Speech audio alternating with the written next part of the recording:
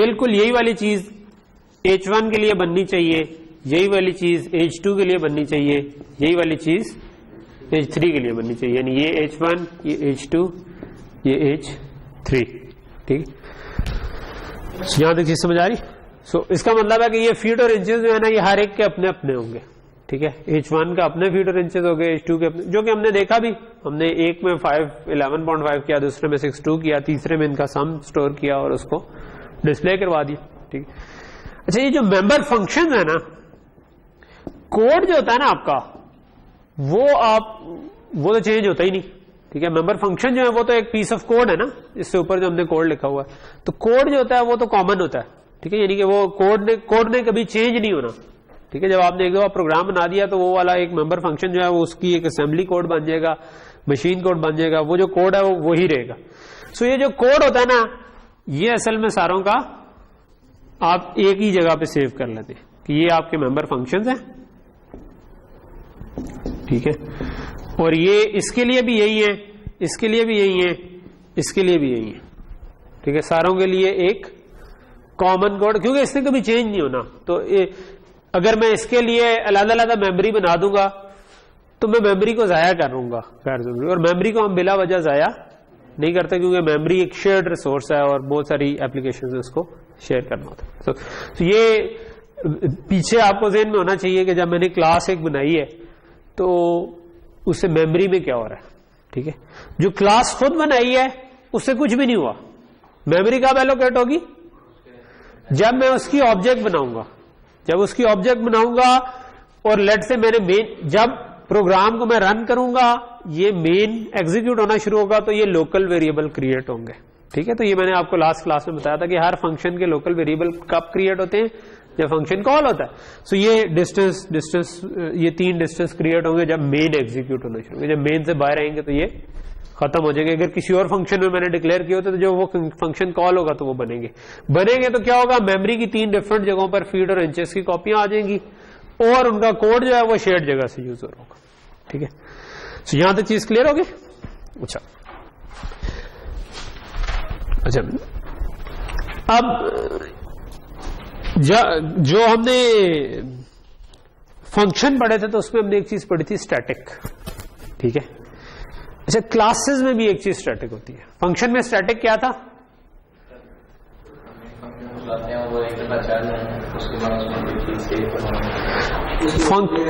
Function return करने के बावजूद बाकी लोकल वेरिएबल्स की तरह वो वेरिएबल खत्म नहीं होता, बल्कि वो फंक्शन में वो मेमोरी में रहता है। जब आप अगली दफा आते हैं तो जो उसकी लास्ट वैल्यू होती है वो वही वैल्यू उठा लेता है। ठीक है, तो ये हमने कहा था स्टैटिक है।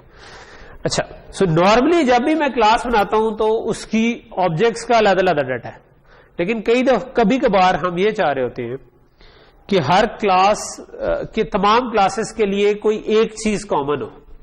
ठीक है, फॉर एग्जांपल लेट से आप एक कंप्यूटर गेम बना रहे हैं, ठीक है, जिसमें एक लेट से कार रेसिंग की गेम है। ठीक है, और कार रेसिंग की गेम है और आपकी कार एक ट्रैक पे घूमती रहती है और आप एक लैप करते हो, दूसरा लैप करते हो, फिर आपका जब लैप खत्म हो जाता है ना, तो जिसका लैप खत्म हो गया उसका काम तो खत्म हो गया। ठीक है, अब वो तो अगली दफा जब कोई और लैप खेलेंगे तो तब आएगी। तो लेट से 10 गाड़ियां शुरू हुई थी, तो गाड़ियां जो है वो एक क्लास आपने बना दी। ठीक है, और उनकी ऑब्जेक्ट बना दी, 10 ऑब्जेक्ट्स आपकी आ गई गाड़ियों की। ठीक है, तो जो गाड़ी का लैप खत्म हो गया वो निकल गई।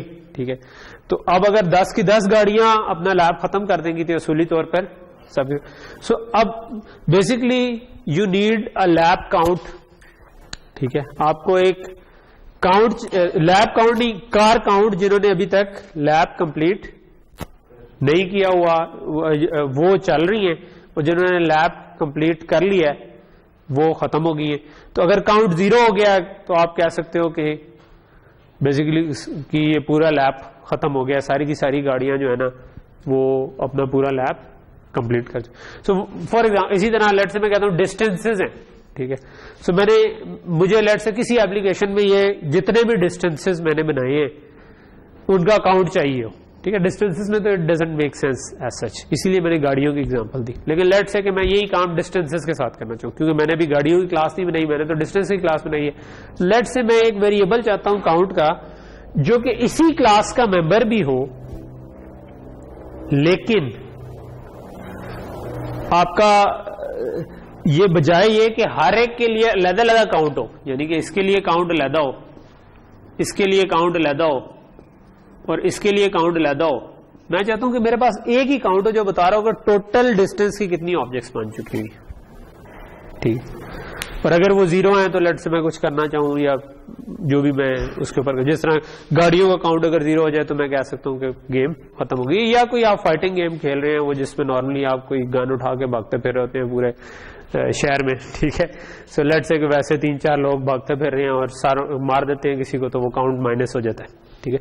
तो अब वो जो भी प्लेयर्स हैं उसकी एक क्लास बना दी और आप एक काउंट चाह रहे हैं सारों के लिए। आप ये नहीं चाह रहे कि ये प्लेयर की ऑब्जेक्ट के लिए काउंट अलग है और दूसरे प्लेयर के लिए ऑब्जेक्ट काउंट के लिए, क्योंकि आपको सारों के लिए एक काउंट चाहिए कि इस वक्त कितने प्लेयर अलाइव हैं, ठीक है। जितने प्लेयर बीच में से फारिग होते जाएंगे तो आप कहेंगे कि ये माइनस होते जाए, ठीक है।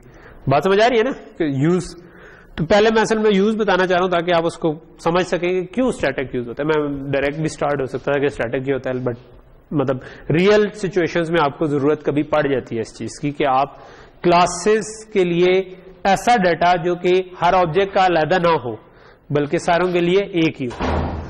सो अगर आप ऐसा डाटा रखना चाहते हैं, जिस तरह मैं ये नहीं रखना चाहता कि हर एक के लिए काउंट हो, मैं चाहता हूं कि जिस तरह मेंबर फंक्शंस है ना उस तरह काउंट भी सारों के लिए एक ही हो, ठीक है।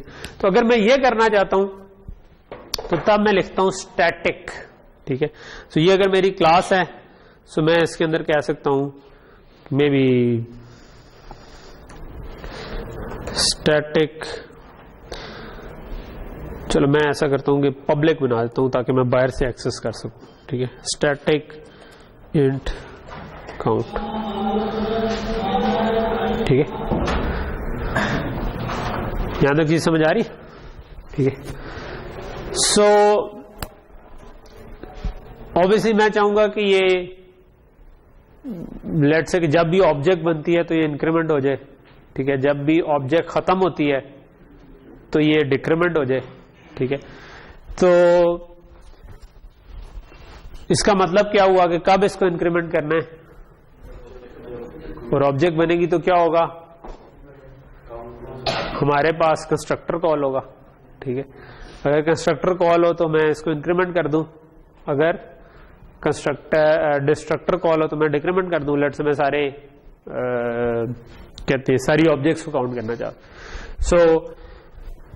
सो मैं ये कर सकता हूं कि मैं ये जो ऊपर कंस्ट्रक्टर लिखे हुए हैं, ठीक है, इनमें जाके मैं कह दूं लेट से काउंट प्लस प्लस, ठीक है।